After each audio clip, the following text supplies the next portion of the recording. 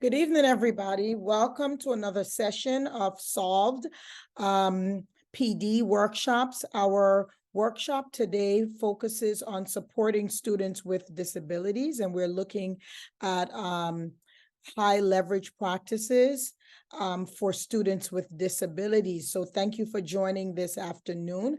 I'm just admitting a couple more individuals, and then we are going to get started. Thank you to everyone for being on time for the workshop. So that's one of our expectations. We're on time. We start on time.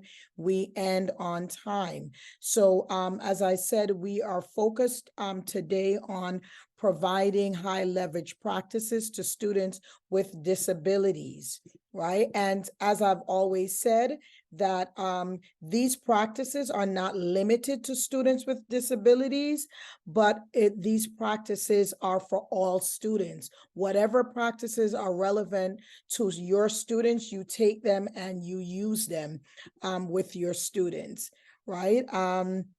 I want to get started so that respect everyone's time.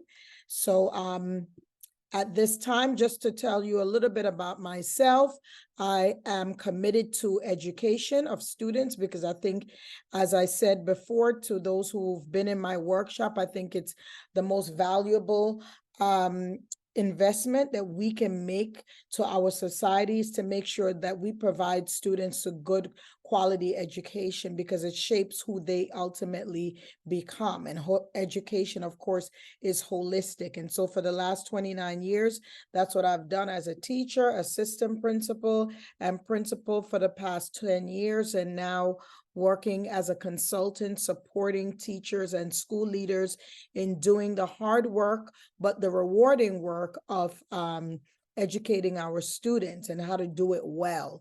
And when I'm not doing this work, it's important, and the same for you, to make sure that you're balancing your time by investing time in yourself, in work, in leisure, right? Doing things that you enjoy, whether it's reading, growing, learning, skating, dining. I like to dine out a lot, so that's my leisure time. So whatever it is that brings you joy, please make sure to do that, because healthy teachers create healthy classroom environments.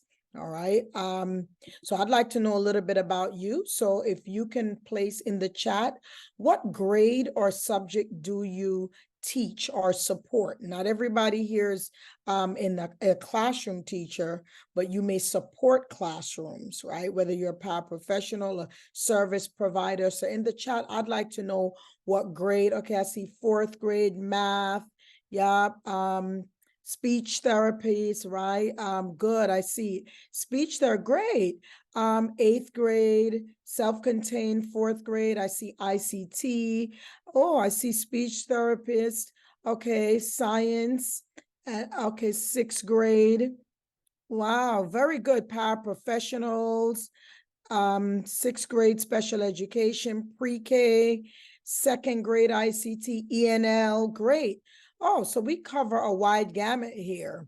All right, 7th grade, self-contained, para, I see you, family worker.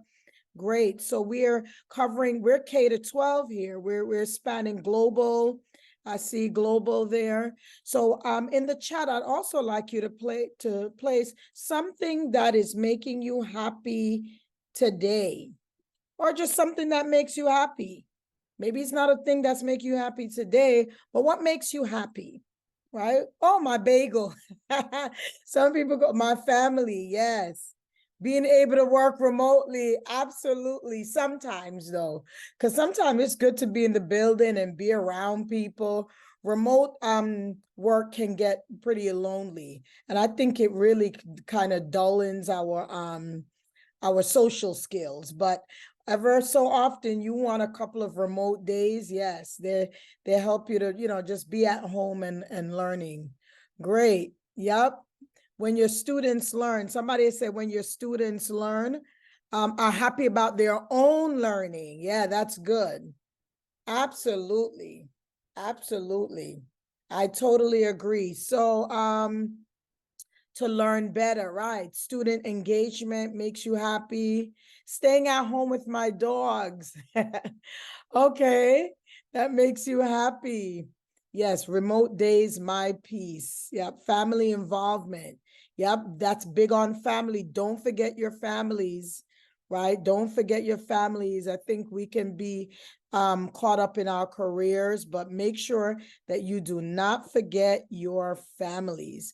All right, so our norms for our workshop, for those of you who have taken my workshop, is very simple. There are a couple of them on the screen, but what I ask everybody to do is just be 100% present for your own learning. See, this is your investment. I don't think we can give what we don't have. So sometimes students are not getting the best that they could because we don't have enough to offer. And so when we are engaged in professional learning, I think it's important for us to make sure we leave with at least one nugget, just one thing that we're going to do differently, or maybe the way we are going to think a little differently about something. And so that's what I task everybody to do, is to be 100% present so that you can take away something, so that, and then use that something to impact students. So we want to make sure that we're impacting students with what we're gaining from our learning. Today's course is providing high leverage practices for students with disability. It's one of 6 courses that are offered in the module supporting students with disabilities. So we have talked about personalized instruction in the other workshops, multimodal instruction, resources for parents and teachers, how to create inclusive learning environments. We talked about that earlier this morning. And for those of you who are in our course E, later this morning, we talked about accessible learning environments. How do we ensure equity in education for all students by making sure that learning is accessible to all students? It's about removing the barriers. And today we're going to focus on those high leverage practices that will deliver quality instruction for students with disabilities and for all students. So some of our essential questions are: what are high leverage practices for students with disabilities? How can implementing these practices improve learning for all students? And then we're going to explain what makes a practice a high leverage practice. What are they? And recognize the high leverage practices in special education, and then demonstrate the ability to apply high leverage practices when teaching students with disabilities, right? And so these are practices that you may be familiar with already. You may have engaged in these practices. And sometimes when we take workshops, everything is not new, because if you're in the field of education, you are going to either engage in some of these practices, you may have heard the practices or read about them. But sometimes, I've been in education nearly 30 years now, and sometimes the language or the label changes, and it's the same practice, or they may have refined the practice, and therefore it may be termed differently. But in any event, it's about how we're refining and learning and going deeper in the practices that we are providing in the classroom to students. All right, so again, welcome everyone. I'm going to put in the chat a KWL chart. All you great teachers know the KWL chart, and what you're placing in the chart is, what do you know about high leverage practices? What do you know about high leverage practices? And what do you know? What do you want to know? Right? And some people may say, I don't know what high leverage practices are, right? And afterwards, trust me, you'll know what we're talking about. So if you don't know, I want to see that too. Like, if you don't know, then say, I don't know anything. Put it right there in that, under that K, I don't know. Right? Or don't try to define it, but maybe something that comes to mind when you think of high leverage practices. So be sure to put that in the chat after you have placed it in your note catcher. What do you know about high leverage practice? All right. And then, as I said, please talk back to me, chat back to me. So in the chat, I'm going to, after about 5 seconds, I want you to write in the chat what you know about high leverage practices. And if you don't know, this is a classroom, it's a safe space. Please write what you don't know if you don't know high leverage practices. You don't know what it is. Quick question, is this a shared document or is this making a copy and we're having our own?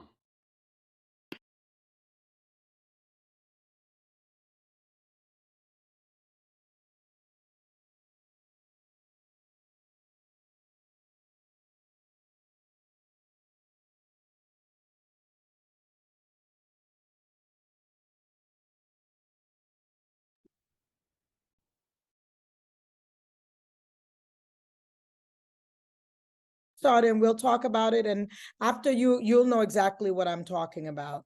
All right, so high leverage practices, right, arose due to changes in special education, right, seeking to understand the complexity of students who struggle to learn, and really being able to prepare teachers to really provide instruction that meets the needs of students with complex learning needs, right? So that's where HLPs arose from.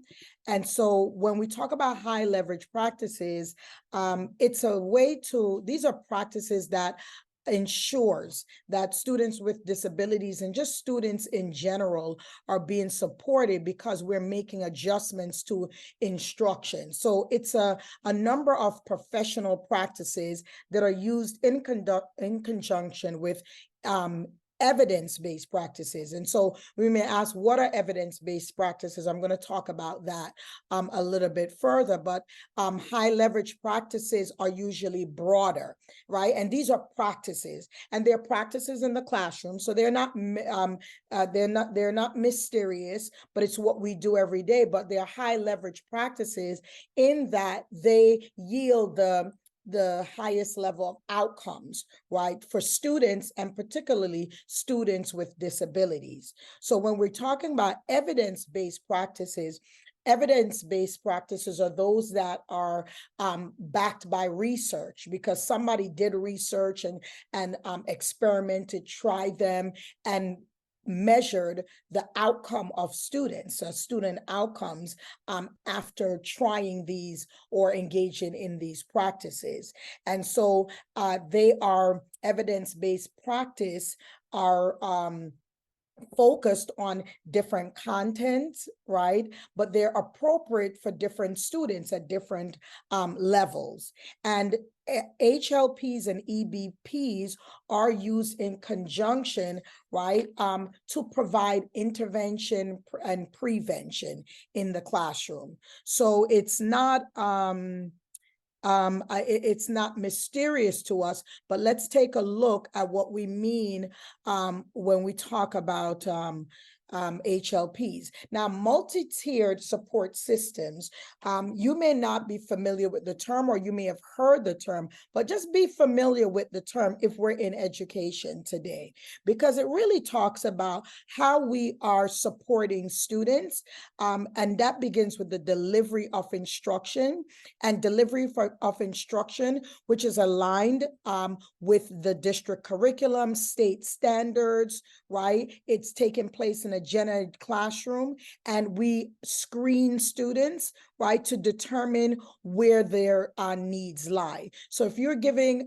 administering DRP, if you did Acadians, iReady, these are, they have diagnostic or screening capabilities that allow us to understand student strengths as well as their needs. And then we provide general instruction. That's universal. Then there's more targeted right? More targeted instruction, right? And that is focused on small groups of students that need specific instruction to address the identified needs. And we continue to progress monitor. And that's what we're doing. You know, if you're a classroom teacher, that's what we're doing. We progress monitor using the different assessment systems to measure student outcome. And so our practices are the things that we're doing in the classroom, our approaches to teaching of students that will yield desired outcomes. And so intensive support for when we talk about AIS, right, to one-on-one or maybe two students, because they need more intensive intervention in order to address the identified areas of need. So that's the multi-tiered prevention system. So in order for us really to provide quality education in the general education classroom, in the special education classroom, there's certain practices that we've got to engage in. And so when we look at high leverage practices and evidence-based practices, there they are, right? So if you notice, the high leverage practices are just that. There are approaches. And so when you think about the Danielson framework, the Danielson framework tends to highlight practices. These are best practices. So when we're talking about teaching students cognitive and metacognitive strategies, right? How to think, how to infer, how to make predictions, how to question the text, how to think about their own thinking, how to process, what are their thought process, how to actively monitor, right? Self-monitor, right? These are practices. These are what you call high leverage practices. When we scaffold for students, that's a high leverage practice. Use of instructional technology, right? In order to accommodate students and remove barriers, those are high leverage practices. Right? Active student engagement, being aware of that and employing strategies in order to ensure students are engaged. That's a practice. Using flexible grouping. So these terms are not foreign to you. What they're saying is that there are 22 high leverage practices that have been outlined that will show that if we're engaging in these practices, they will yield the desired results. So providing explicit instruction, intensive instruction, adapting tasks, all of these fall under high leverage practices. Now, evidence-based practices is more specific to what you're doing in the particular content area, right? So if you're providing vocabulary instruction, right, as a prerequisite to the reading lesson or the text that you're going to read because it's complex text, that's evidence-based practice. Teaching students how to make inference, modeling for students, teaching students how to paraphrase in order to demonstrate their understanding of the text, right? These are all evidence-based practices. So the broader practice is what you call the high leverage practice. The evidence-based practice is more specific to what you're doing in instruction to promote learning of that particular content. So what I'd like you to do now is in the note catcher, you should see a number of statements, and those statements will describe either a high leverage practice or an evidence-based practice, right? So let me just go back a little bit and just take a look at them for a few moments, right? And then I'd like you to in the note catcher to kind of label each statement as a HLP or as an EBP, right? Everyone feel better now? Those who did not know what high leverage practice, right? So you do know it, but you don't know that these practices are termed high leverage practices. All right, so in the note catcher, just label the following statements as HLPs or EBPs.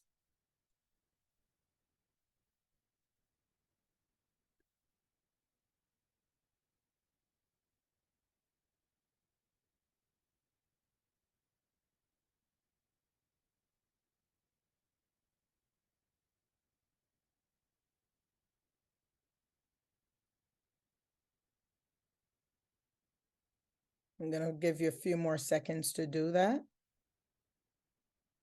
Remember, HLPs are broad. They're more broad best practices. EBPs are more specific to what you're doing in each content area. All right. So teach cognitive and metacognitive strategies. That's a HLP.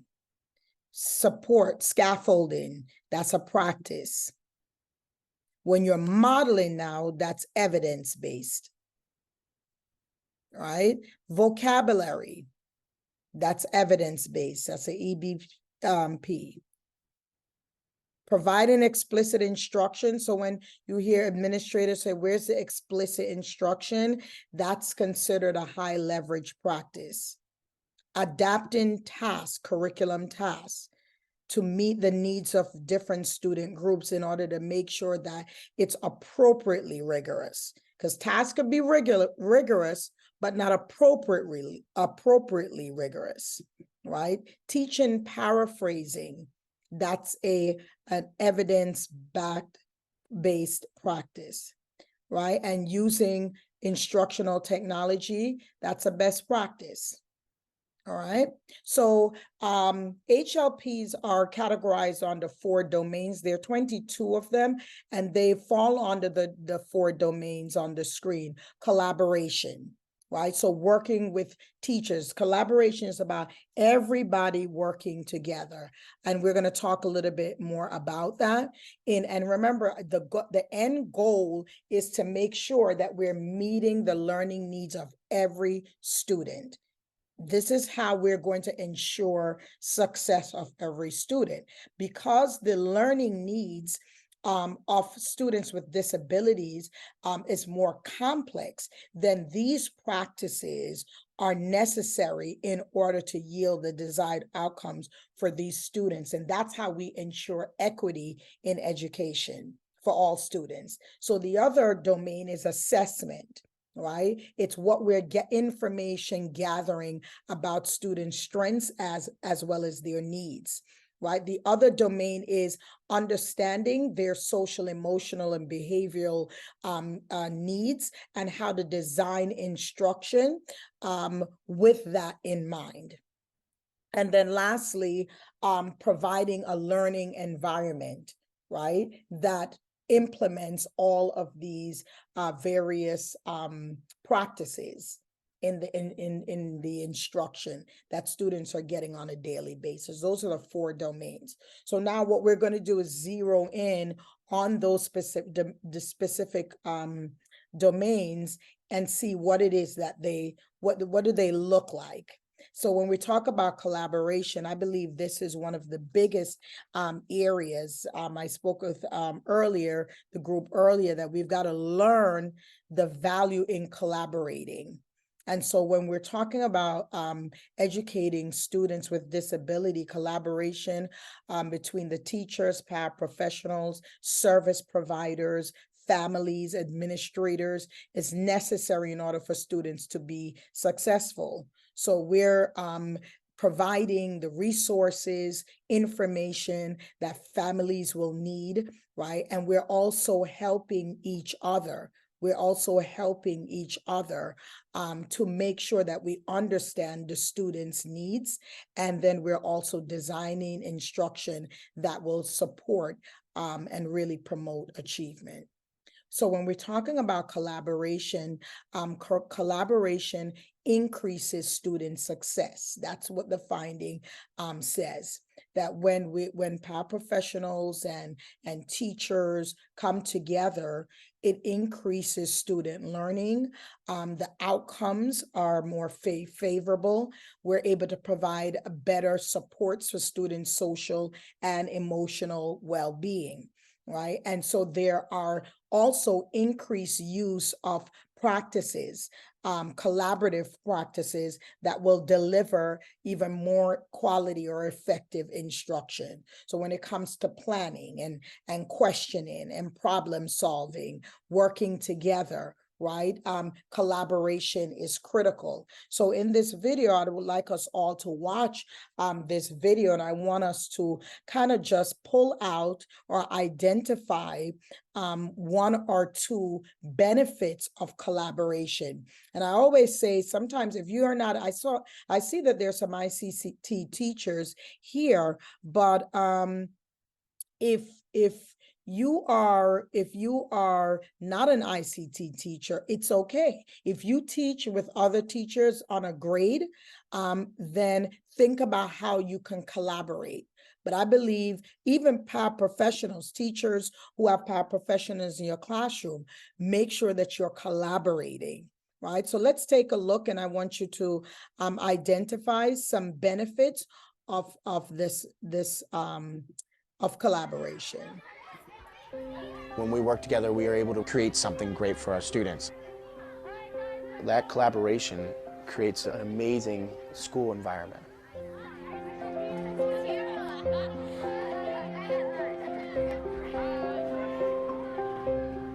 One of the biggest challenges of any school is people go into their rooms and they close their doors, and that's the way teaching used to be, right?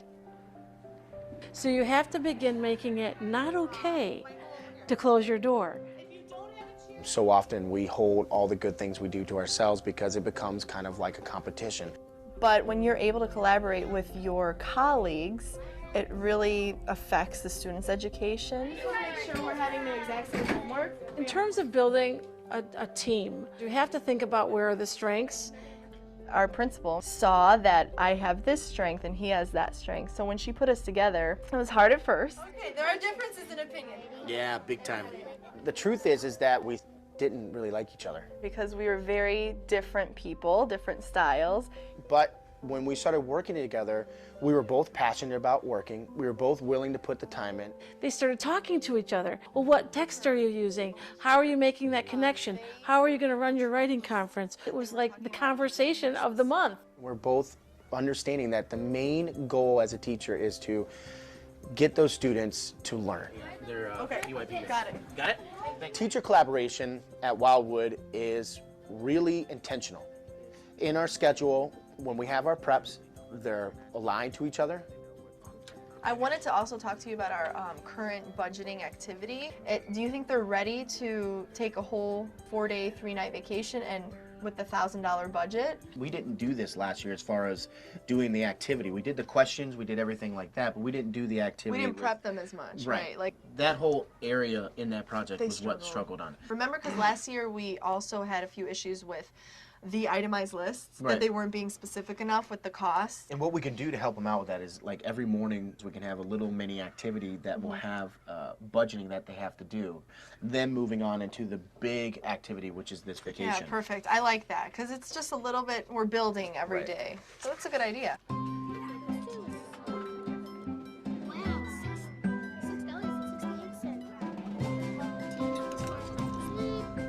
That relationship, when you can bounce ideas off of each other, it's to the benefit of the students. All that you can about these rules. We should be helping each other out and stop holding in all the things that we do great and sharing it with others so that they can make those same gains within their classroom. And that's really what's important about it, is that the collaboration creates that equality for all students.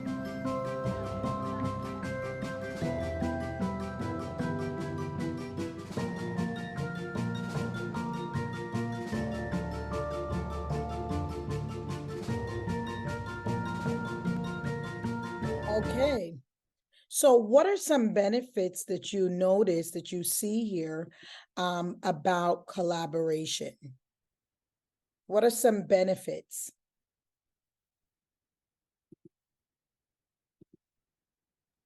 The teachers basically pool their strengths together, so they're stronger than they are separately. Absolutely. Absolutely. Get greater teacher investment in the process of reaching students. Mm-hmm. Yep. Yep. So it's like a think tank. I tell teachers all the time, and I used to tell my teachers the same thing, that you cannot do this on your own.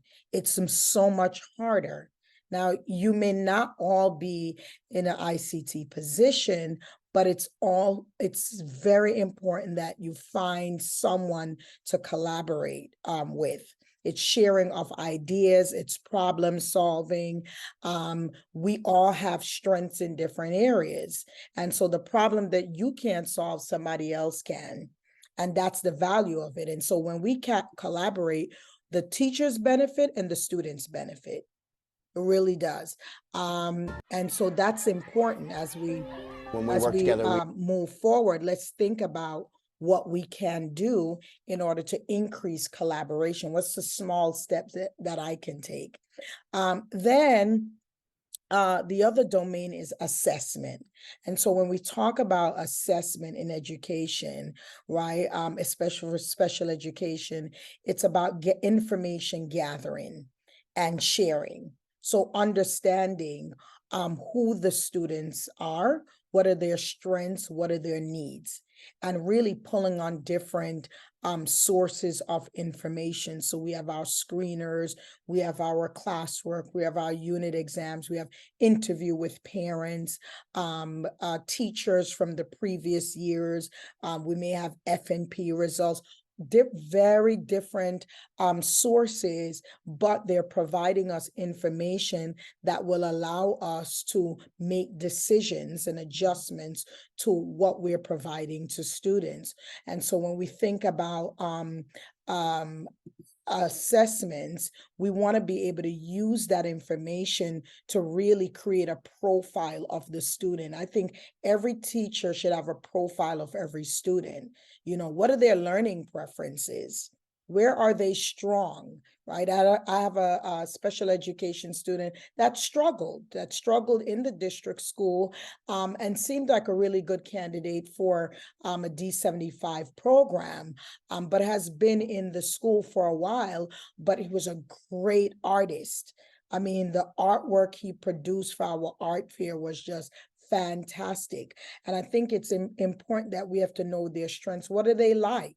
You know, what interests them? So we've got to gather different types of information that will really help us to understand the students and then be able to address their needs. All right. At this time, I want to take a look. I'm not sure why my computer switch screen here, but these are just the different types of domains. But when we're talking about assessing for students, is really for us to gather information so that we clearly understand what the students actually need. What do they need? And how do I address those particular needs? And so as we, and these are high leverage practices. These are high leverage practices. So if you're collecting data, right, whether it's through informal assessments, it's observations, those classroom products, those work products, right? This is the 3D. When you're checking for understanding, you're looking at their work products. You may be collecting work products. These are really vital information that helps you to take the next steps to really then look at your practice, what worked, what didn't work, right? And so as I'm getting verbal responses, written responses, as I'm making observation of how students are working in the group, how they're working independently, how they're working with peers, that's all data collection. So you want to memorialize all that you're seeing and observing so that you can determine which practices you're going to retain, which practices you're going to reuse, and which practices you're going to extend because they worked, they were effective. And then which practices are you not going to use any longer because you find that it was not helpful to student learning. So that's what assessment is all about. And so many of you may be engaged in those high leverage practices already. So you want to continue to do that, and you want to refine those practices because they will yield the desired outcomes if done with fidelity over time. So when we talk about instruction, these are terms that you may be familiar with, and they may be practices that you're engaged in. So flexible grouping, right? How do you promote active student engagement in your lesson, right? And it's not just them being engaged, but intellectually engaged, because that's what 3C is about. It's about intellectual engagement. They're explaining their thinking, they're justifying their thinking, the tasks are appropriately rigorous, right? You're differentiating the task to ensure that you're providing intensive instruction to students who need that, right? You're giving constructive feedback to students to guide their learning and their behavior. That's 3D of the Danielson framework. You're using assistive and instructional technologies. That's 1A. That's how you're preparing for instruction. So all of these practices, you may be engaged in already. And you may want to think about, what are some things that I need to do differently, or what do I want to drill down on? Because now I'm seeing that it is a high leverage practice. So even though it may not be something that I'm comfortable in doing, or I do often, I don't do that often, I'm going to do it more often because it is considered a high leverage practice. High leverage practices is about setting goals for the students, and even helping them to set goals for themselves, and how we adapting the task and materials based on the goals set for students. That's 3C. That's 1E. 1E is 3C. Right? I did training on the Danielson framework. So I always like to help the teachers to understand how what is being expected in the classroom connects to the Danielson framework, because those are considered best practices at this time. Right? Teaching cognitive and metacognitive strategies. We do that all the time. I say we need to help students to think about their own thinking. What's happening in your mind when you're doing this? How do you actively read? How are you self-monitoring? Are you clarifying as you go back and learn new information, right? The fact that you provide scaffolds, you're chunking for students, those are high leverage practices. Right? And then the time spent on explicit instruction, showing students how to do this, right?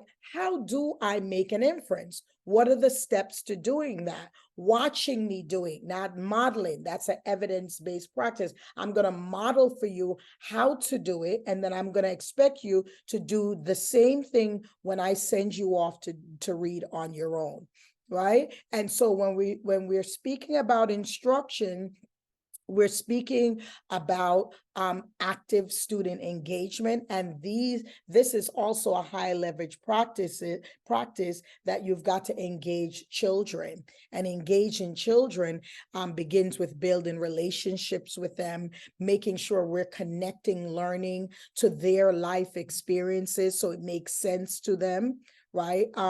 We're helping them to engage independently, right, in learning. We're teaching them how to work collaboratively.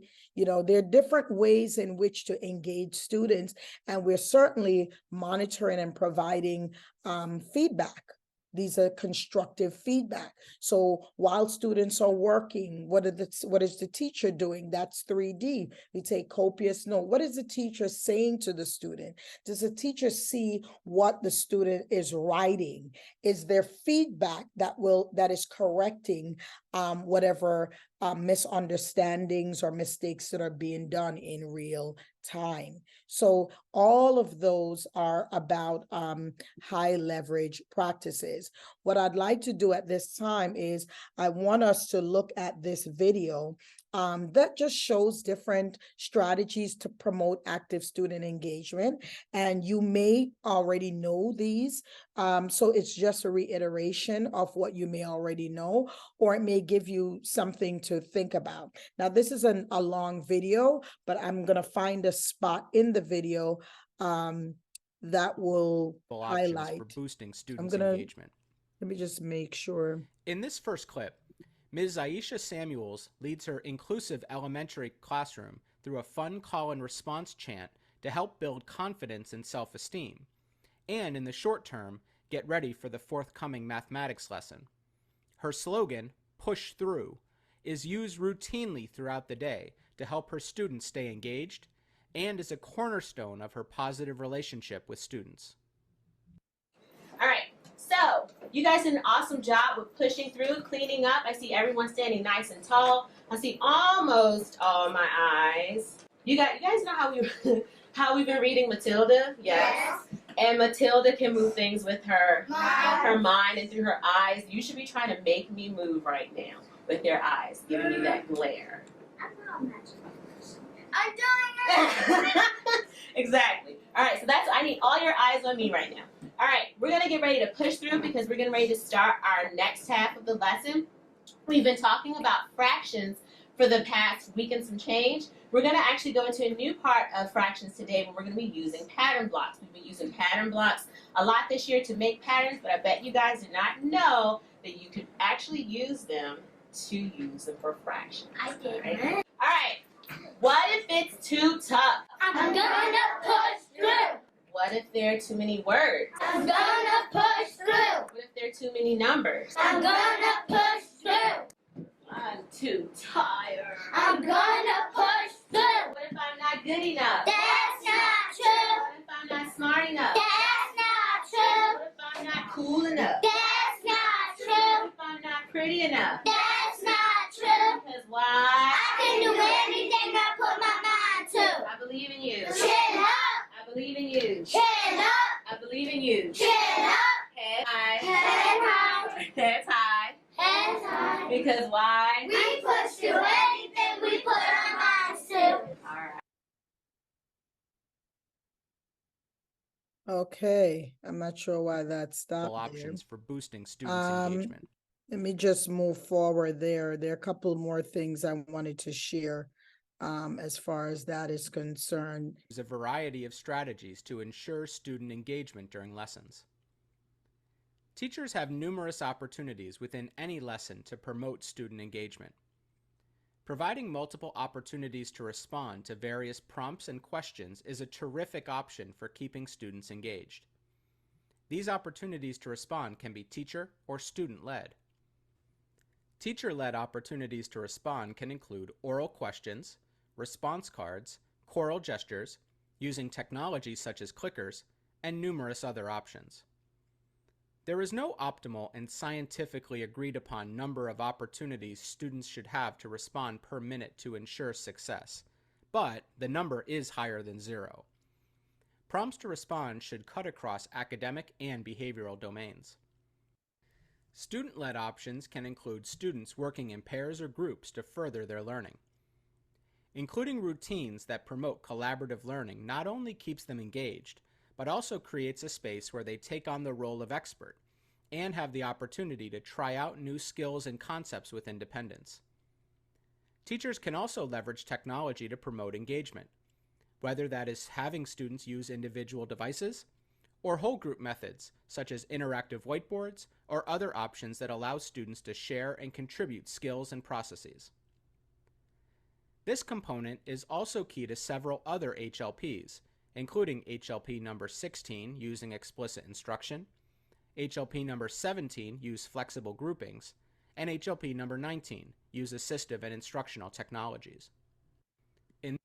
Okay, I'm going to stop there because we can go further with this, but there are different practices, different HLPs that will help you to determine how to really actively engage students in the learning, right?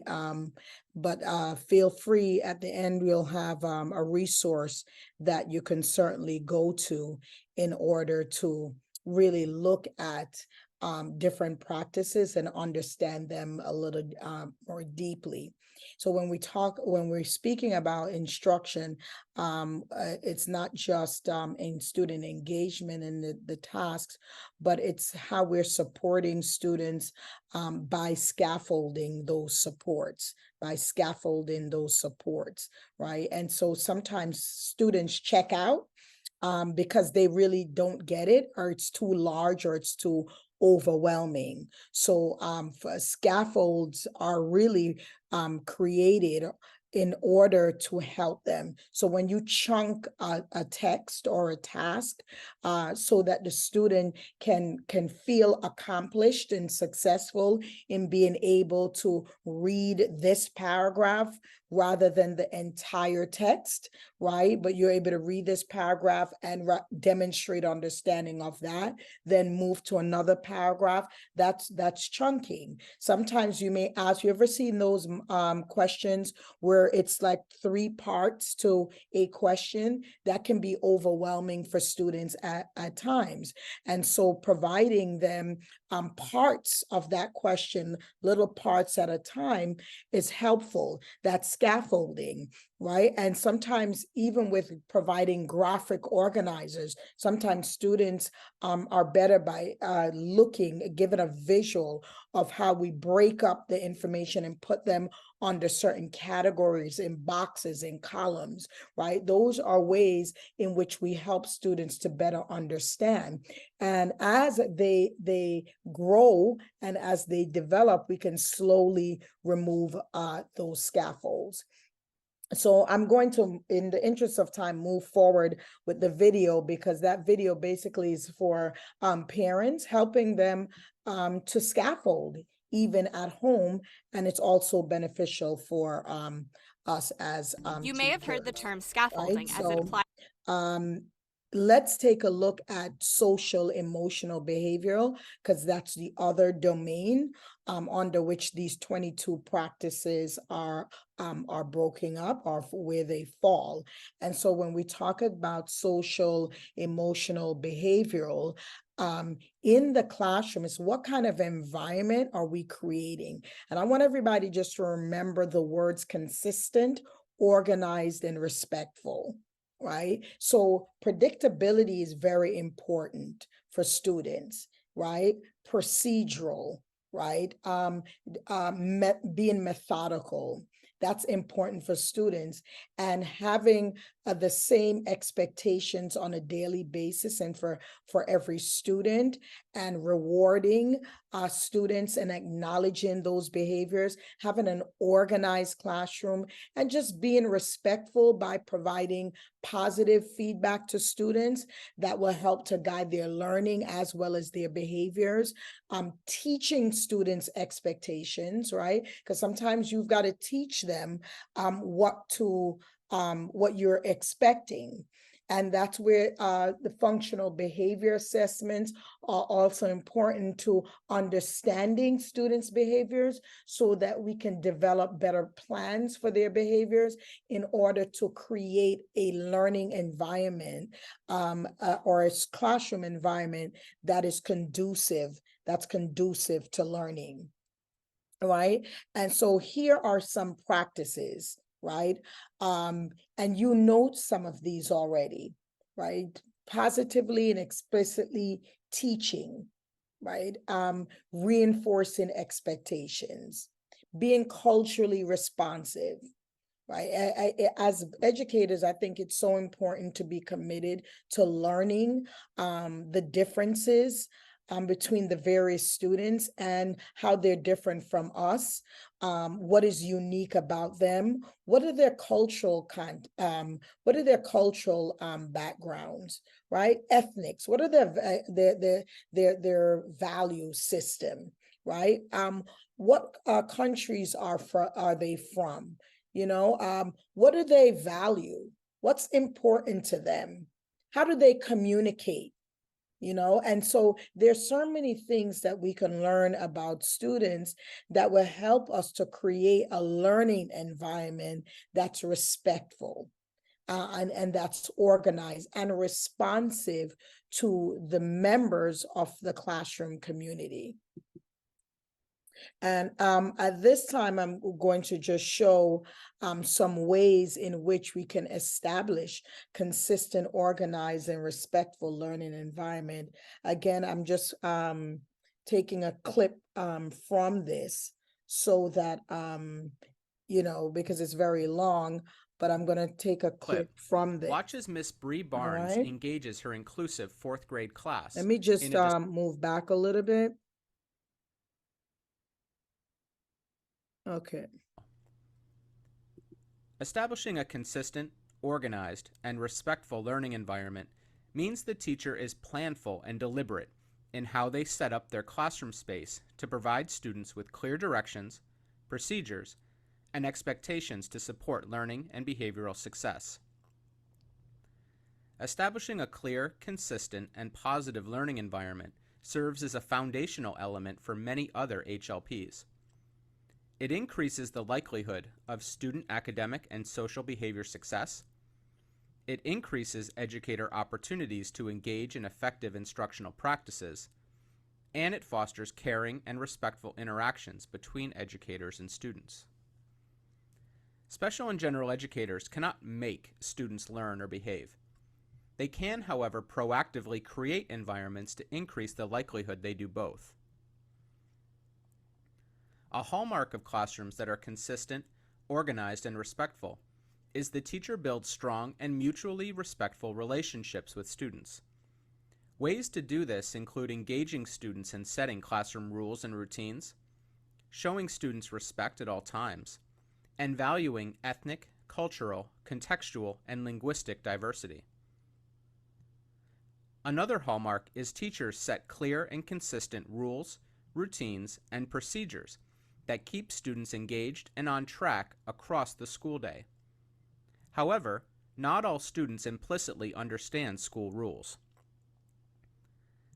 Therefore, effective teachers take deliberate time to explicitly teach students all school and class expectations and procedures using examples, non-examples, and modeling. And they provide opportunities to practice, including feedback on their performance. Effective teachers employ a continuum of strategies to recognize appropriate behavior. A key is to provide behavior-specific feedback to students that is age and context appropriate. Effective teachers also actively engage students by delivering high rates of opportunities to respond, or OTRs. OTRs are teacher behaviors that solicit a response from a student. These include individual and choral responding, as well as gestures and response cards. OTRs help teachers optimize time for instruction. Okay, I'm going to stop right here. So those are a number of ways in which to create consistent, organized, and respectful learning environment. I just want to comment on the OTRs. That one way to really keep students engaged in the classroom and create an environment where students are heard and are giving responses is to create different ways or strategies for allowing students to respond. Right. So keeping them engaged is always asking them to respond and coming up with different ways to have groups of students respond, peers of students respond. I also want to touch on organization. Classroom organization is key to the learning environment that we want to create and maintain. And so sometimes when classrooms are not organized in terms of where things are, right? Who should be sitting where? Sometimes when we're doing group work, we're doing stations. It's very important that students understand what they should be doing, where they should go, and keep in mind that you have auditory learners, you have visual learners, you have writing learners. So in addition to verbally giving instruction, you want to make sure that your instructions are written so they understand exactly what they should be doing, where things are located. That's all a part of creating a learning environment for students, not only gen ed students, but special education students. So I just wanted to point that out as a way to maintain the kinds of environment where students will thrive and teaching and learning will take place. Because sometimes you feel as if you can't teach properly because there's so much going on. And sometimes you got to kind of look at the classroom, the setup, and see, okay, what am I consistently saying and doing? Do the students understand that? Do I need to go over this? Do I need to model for students? So do I need to model what are the examples are of expectations in this area, and what are some non-examples, right? Those are things that need to be reiterated with students, because no learning can take place unless we first create an environment where students understand that they must be respectful and that it's orderly and organized. All right. Clip. Watch as Miss Bree.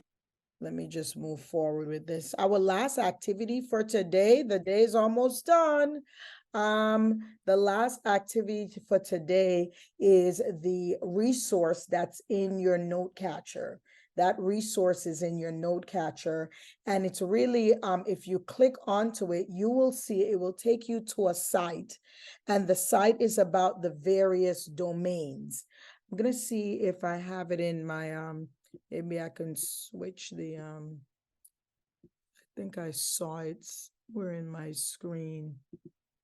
Yes, here are the domains, right? If you go on to that site, you will see the various domains. So here's a domain that was under assessment, right? If you can see my screen, it gives you further information about developing a comprehensive understanding of students' strengths and weakness, right?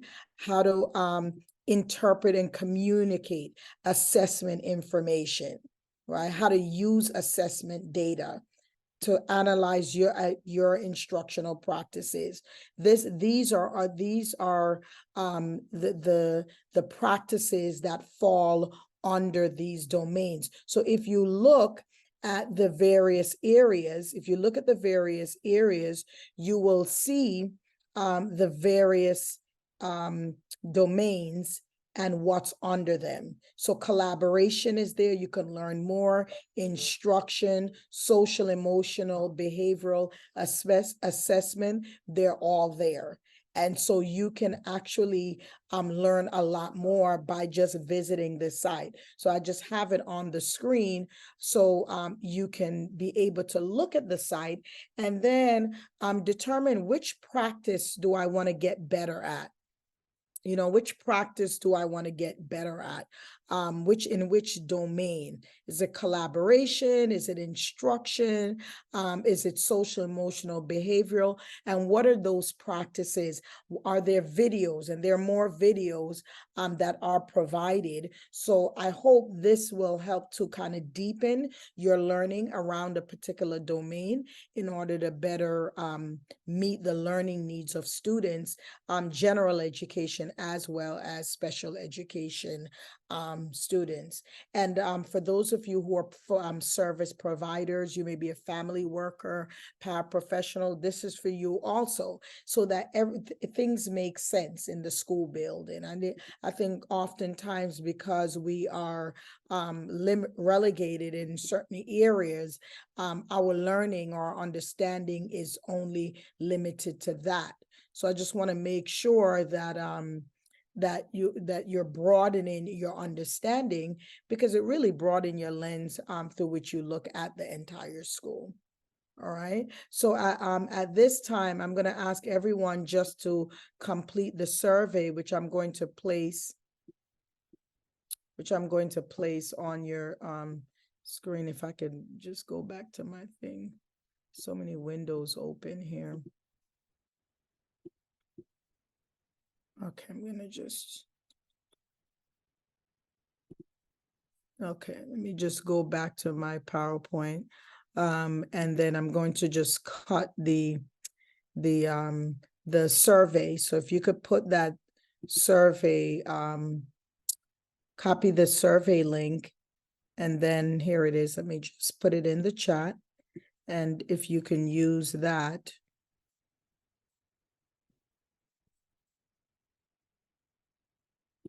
Hold on 1 minute. Let me just.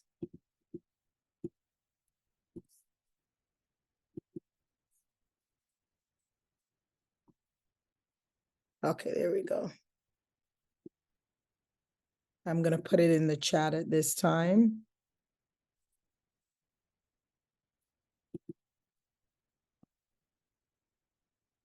That's the survey. Okay, if you could just fill that out. Those of you who need CTLE credits, fill that out. So just let us hear your feedback. Remember, this is one of 6 workshops under the topic supporting students with disabilities. And as I said, even though it's about students with disabilities, it's really about how we support all students. So if you can fill out those surveys before you go, that would be greatly appreciated. On the screen are also QR codes. If you scan those QR codes, you will see a number of other workshops that SOLVE provides. So you want to take advantage of those workshops, and they're on various topics. So you want to make sure to do that. So I'm leaving that on the screen right now for all to see. And then in the chat, you will find the survey link. Just click that on and just complete the survey before you leave. I hope this was helpful. And at the beginning, those of you who did not know what high leverage practices are, now you know what they are, or you know the term rather that describes the practices that you may already be familiar with, right? And so that's what learning is about. You learn something new. It may be just the new term that refers to that. But I want everybody to leave here with the understanding that whatever I learn, I'm going to implement. Whatever I'm doing. So all the time when we finish workshop, what am I going to stop doing? Right? What am I going to start doing? And what am I going to continue to do? So sometimes teaching can be very difficult. It's laborious. Sometimes it's discouraging. I'm going to encourage everybody who's in this field of education to make sure that you continue to do the hard work. You know, differentiation is hard work. Thinking about all these variables when you're planning lessons is hard work. But remember to collaborate. So if you were not collaborating before, start collaborating with someone, right? If you never really stood back and evaluated your learning environment, take the time to do that. If you want to think about how am I really engaging my students, what are some barriers to their engagement, you want to start thinking about that, right? Because that's what high leverage practices are all about. It's about the best practices that we employ as educators each day to help all students learn, to help all students learn. And that includes our SWDs as well as our gen ed students. I'm going to put the link in the chat again.